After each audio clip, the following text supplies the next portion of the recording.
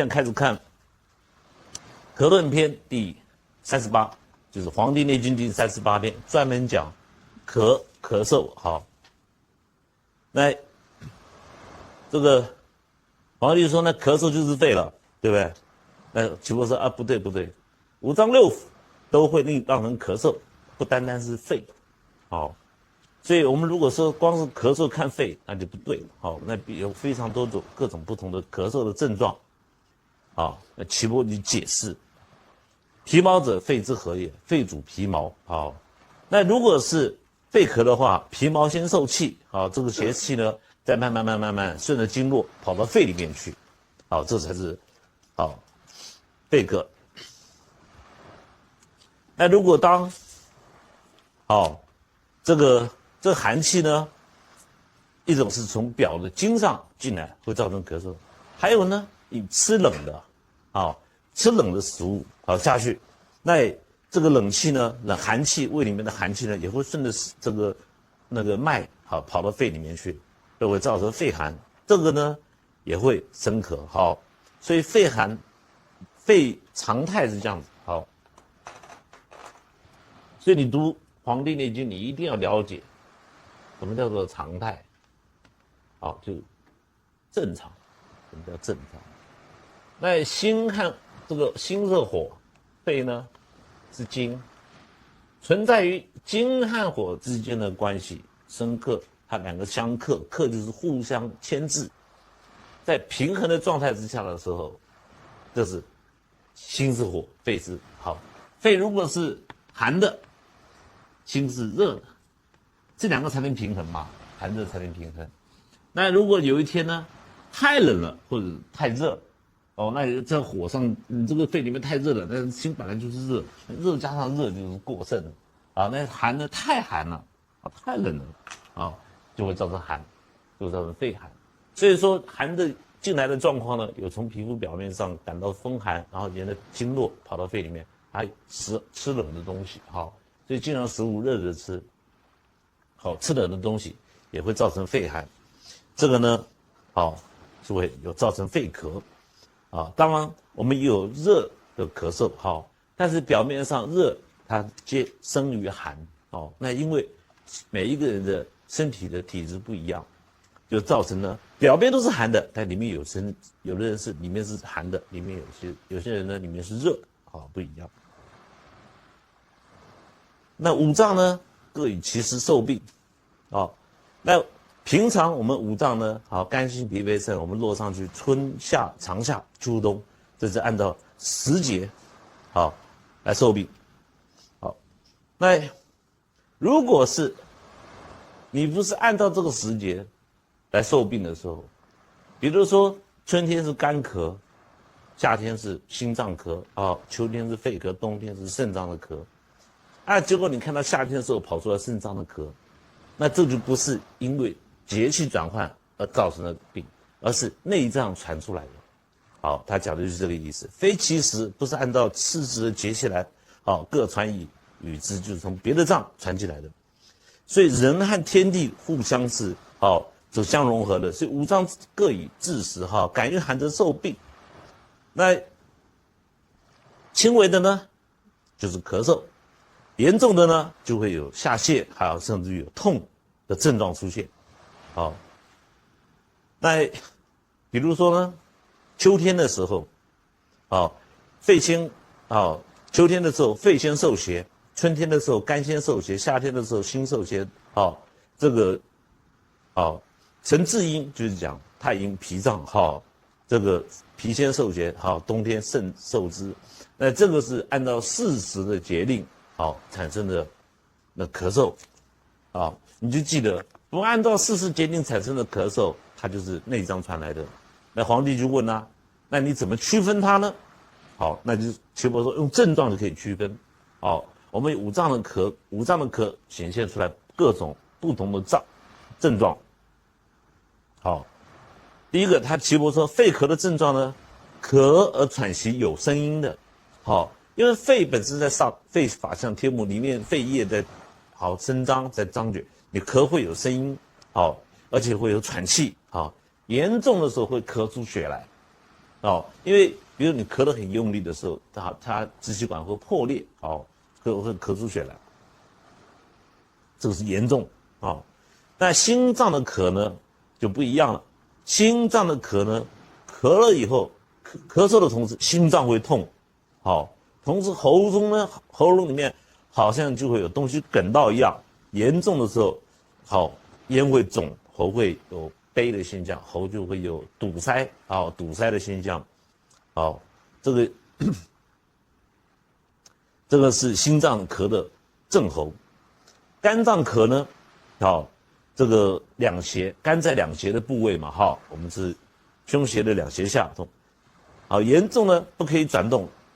身体都不能转动，转动的时候，两个胁下呢就会胀满，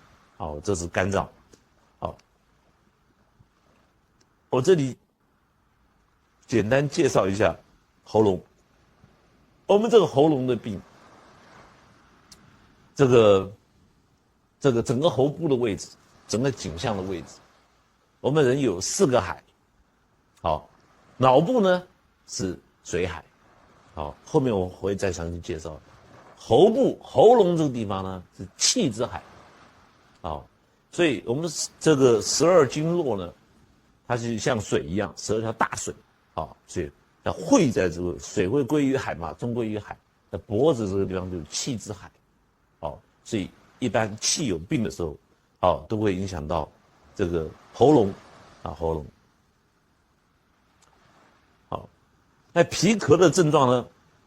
右胁下痛，痛引肩背，甚而也不可以转动，因为身体一动，咳得越来越严重，那个脾脏呢，这个一般来说脾脏主少腹，脾在胁的下方，有的时候《黄帝内经》讲的右胁，比如说你病人，我是病人，对我来说是左胁，脾脏左胁，那医生来看是右边，所以常常有左右，那过去呢有区分，有人写的不一样，过去就很多的医学家在研究《黄帝内经》的时候，就有的人判断说，这个《黄帝内经》不是2个人的对话，没有那么简单，是很多的医生，按照慢慢把它记录下来，那利用2个人的对话问来把这个医学传承下来，实际上是很多人的心血的结晶，把它写下来。那我们无论它如何无论如何，那我们就不要误解《黄帝内经》就好了，对不对？因为我们现在在去追查以前的东西干嘛？现在最主要是看如何用它。所以实际上医生看病人是用右边嘛，实际上病人是左边。那肾咳呢？一咳腰会引到背痛，严重的话咳炎，就是一咳那个痰液很多，津液出来。那这个只是前面简单的介绍，后面还会分得更细，哪些症状还会分得更细。那皇帝说，那刚刚是讲了5脏的简单的区分的症状来区分呢？那腑呢？6腑的咳嗽，胆小肠胃道的膀胱这种咳怎么办呢？齐伯说，咳的时候是5脏里面咳很久才会移到腑去，所以是咳呢是由脏先受，内脏先受，然后咳很久没有治好，才会咳到腑上面去。比如说皮咳不已，那脾脏咳很久啦，胃会受之，那胃咳之状，咳就呕吐了，那你常常听到，比如说你将来有病人来找你说，我这儿子咳得很可怕，咳得这个饭都给他吐出来了，你看这一定是久咳，心咳不会的，心咳不会。久咳才会移转到腑上面，这个是《黄帝内经》去下定义。那咳得严重的时候有肠虫出，比如里面有胃里面也有。那过去呢，我们中国也有农业社会，我们没有这种蛔虫这种观念，所以说东西抓了就是社会上常常会有那个寄生虫，是寄生虫在我们当年这个农业社会的环境之下是很普遍，非常普遍。所以你看过去的医书，很多的药都在打虫，那这个孙思邈很会抓虫，很会抓虫，那干咳不语，胆受之，胆是腑嘛，这个时候一咳的时候，胆汁都咳出来，所以你就听病人说我咳的胆汁出来，你就说这个人是腑咳，但是是因为肝所以说你久咳的话，你可以从表面上的症状，你可以推理到原来是什么样的咳嗽，从哪个脏出来的。好，那肺咳不语，大肠受之，大肠咳嗽一咳，大便出一点点，啊，怎么一咳嗽大便出一点点，或者放屁，啊，那小肠呢咳就是放屁，大肠咳呢，啊就是出一点大便，为什么这样子哈？以后辩证的时候，诸位可以从这里看。我把所有的辩证全部简化了哈。小肠就是大肠子围绕着小肠嘛哈，大肠围绕着小肠。那我们在辩证的时候，比如说我举一个观念给你看啊，一个便秘啊，那我们便秘在大肠里面，便秘在小肠里面，便秘在肠子头，便秘在肠子弯曲的地方，便秘在肠子的尾啊，都处方都不一样啊。那你说老师你怎么知道的，对不对？很简单，如果是堵在小肠里面，代表大肠里面没有东西，一咳，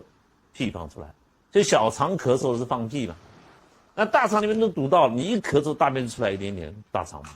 哦，这样子先简单这个概念。那我们讲金匮的时候，哇，会讲得很细哈，非常的细。哦，基本上概念你有了，因为《黄帝内经》是所有的病的原因、发生的致病的原因，它的中间的过程，到死都记载得很详细。那真正开始动手治症的时候，那是我们的所有的症状处方，这处方的来源，症状通通依据《黄帝内经》的。好，那这个咳而失气就放屁嘛，大肠咳，是不是对不起，小肠的咳嗽。如果肾脏内脏的咳一直咳了很久没有好，肾脏的咳会移转到腑，就是膀胱，肾和膀胱是表里，那一咳小便就出来，所以有人告诉你我咳嗽，你们说你咳的怎么样？就是咳嗽，那就是初咳，我奇怪，我咳了小便就出来，就是久咳了，已经是久咳了，久病都快从腑脏传到腑上面。那久咳不已，在咳了很多，有一种状况呢，咳到后来三焦受之，三焦咳的症状呢，咳腹满，不欲就是不想吃东西，三焦的咳呢，这个三焦本身这个三焦是在脏腑之间，联络脏和腑中间的桥梁都是所谓三焦，那三焦又通到全身的肌肉经脉里面去，都有三焦，这三焦是无所不到的一个地方，这个。那咳而腹满就是它的主症，那这个六腑受气，皆因为我们原来这个所有的我们的腑通通受气于胃，所以这个五脏咳呢，这个因于肺，所以源头在肺上面，那肺再移转出来，那所有的腑呢，通通聚。这个气都会聚在胃里面，都是那个最早咳的时候是肺咳，所以咳嗽会让人家呢痰比较多，面浮气，这个气逆，呼吸比较短，那后面这一段呢，只是一个解说注解而已，真正的重要的是中间那一些，比如说肾久咳。以其为膀胱，一咳的小便，所以你会常常听到人家一咳小便就是一咳小便就出来，其实原因只是肾。那我们为什么要知道这个呢？因为你们以后会学到很多处方，比如说我说这个处方治咳嗽的，你吃下去咳就减少了，可是它不会好，为什么？因为你没有去治它的根，所以一咳大便出来，或一咳放屁出来，一咳小便出来，咳的处方是一样的但是我们里面附加了一些东西，就是去它的根的所在。这就是我们要去了解《黄帝内经》的原因，否则以后我讲咳我们讲金匮，一咳嗽就讲完了，那你去临床治咳的时候，你不见得可以把咳嗽完完全全根治。那我们本省话有一句话很好玩，医书加底烧，好不好？那这个不管中西医都很怕治咳嗽，因为咳嗽很难治，但你抓到它的神，咳嗽很好治，不是很难的。这里是咳嗽的你要注意的一些地方。那皇帝说了，这个《黄帝内经》呢，跟针灸有99%的关系。有处方，我们待会会介绍到一些处方，但是只有几个处方而已，不够用的啊。那跟针灸呢就是每一章都跟针灸有关系。那黄局问那治这个咳嗽，那针灸怎么治啊？那齐伯说这治疗法则啊，如果咳是胀，还没有传腹，光是胀咳，我们治它的俞穴。这个俞穴呢，可以讲五腧穴，颈龙鱼经合的俞，还有背后的腧穴也可以，就治该脏的俞穴就可以了。那如果是治腹，治它的合，就是你咳久咳没有好啦，一转到腹上面啦，比如一咳小便就漏出来，那我们治膀胱经的合穴，对不对？这就可以。那如果有浮肿的啦，代表伤到胃气的，这时候治它的经，伤到胃气，那我们可以治这个胃经的经穴。这就是我们论咳，